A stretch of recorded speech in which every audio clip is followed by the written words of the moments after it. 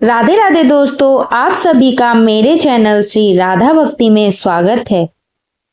इंदिरा एकादशी व्रत से पितरों को मिलता है मोक्ष, व्रत करने वाले को भी मिलता है पुण्य। हर महीने आने वाली कृष्ण और शुक्ल पक्ष एकादशी तिथि का बहुत महत्व है।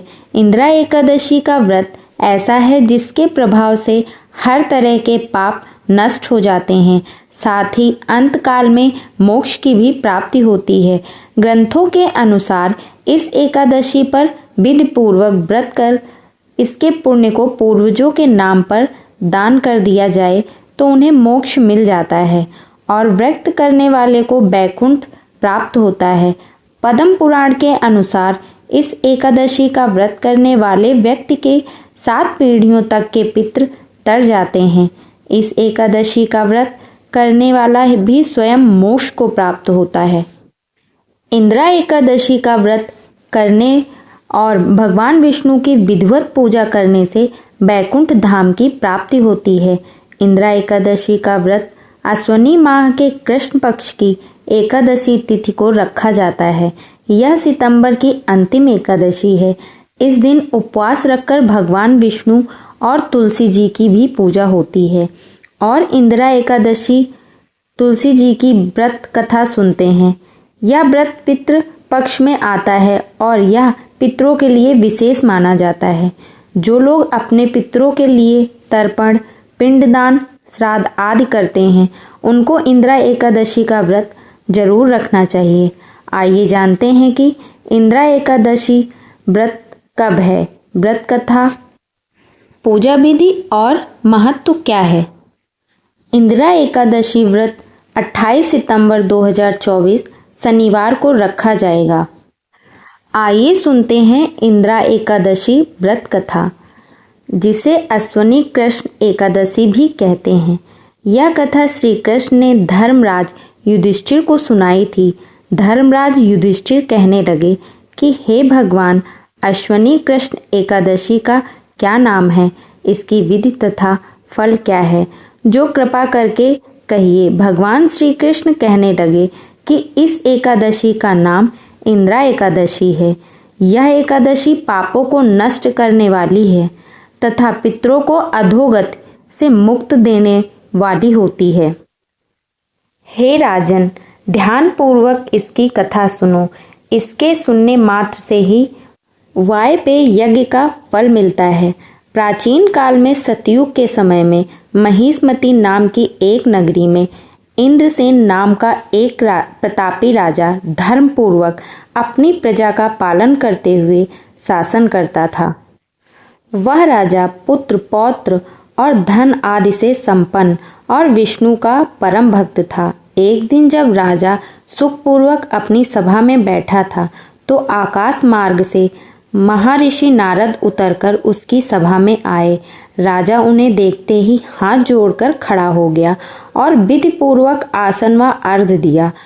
सुख से बैठाकर मुनि ने राजा से पूछा कि हे राजन, आपके 7 अंग कुशल पूर्वक तो हैं, तुम्हारी बुद्धि धर्म में और तुम्हारा मन विष्णु भक्ति में तो रहता है। देवऋषि नारद की ऐसी बात सुनकर राजा ने कहा, हे महर्षि, आपकी कृपा से मेरे राज्य में सब कुशल है तथा मेरे यहाँ यज्ञ कर्मादि सुकृत हो रहे हैं। आप कृपा करके अपने आगमन का कारण कहिए। तब ऋषि कहने लगे कि हे राजन, आप आश्चर्य देने वाले मेरे वचनों को सुनो। मैं एक समय ब्रह्मलोक से यमलोक को गया। वहाँ श्रद्धा पूर्वक यमराज से पूजित होकर मैंने धर्मशील और सत्यवान धर्मराज की प्रशंसा की। उसी यमराज की सभा में महान ज्ञानी और धर्मात्मा तुम्हारे पिता को एकादशी का व्रत भंग होने के कारण देखा। उन्होंने संदेशा दिया, सो मैं तुम्हें कहता हूँ। राजा के माता पिता की मृत्यु हो गई थी। अचानक एक रात उन्हें स्वप्न दिखा कि उनके माता पिता यमलोक में बहुत कष्ट भोग रहे हैं। अपने पितरों की इस दुर्दशा से राजा बहुत चिंतित हुए। उन्होंने सोचा किस प्रकार यम यातना से पितरों को मुक्त कराया जाए। इस विषय पर परामर्श के लिए उन्होंने विद्वान ब्राह्मणों और मंत्रियों को बुलाकर स्वप्न की बात बताई। ब्राह्मणों ने कहा, यदि आप इंदिरा एकादशी का व्रत करें तो आपके पितरों को मुक्ति हो जाएगी। उस दिन आप शालिग्राम की पूजा, तुलसी आदि चढ़ाकर ब्राह्मणों को भोजन कराकर दक्षिणा दें और उनका आशीर्वाद लें।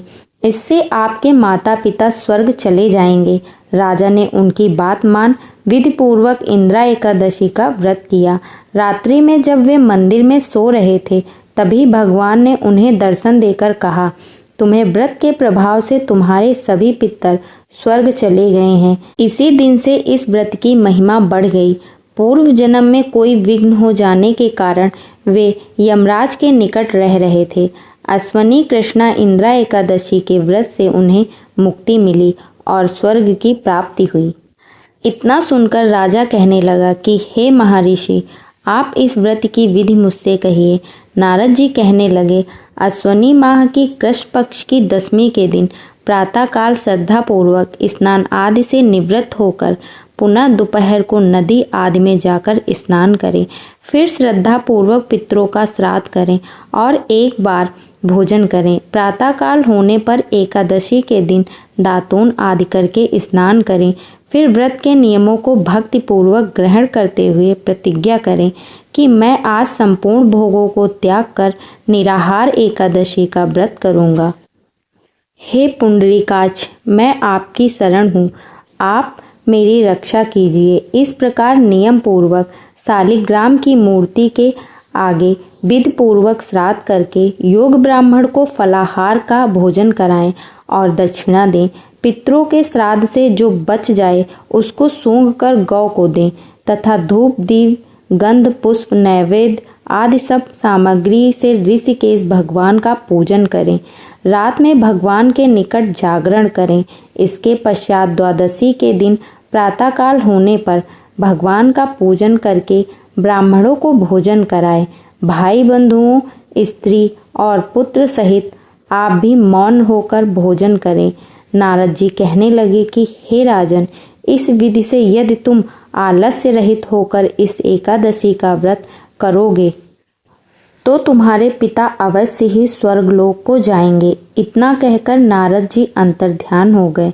नारद जी ने कथा अनुसार राजा द्वारा परिवार सहित तथा दोस्तों सहित व्रत करने से आकाश से पुष्प वर्षा हुई और उस राजा का पिता गरुड़ पर चढ़कर विष्णु लोक को गया।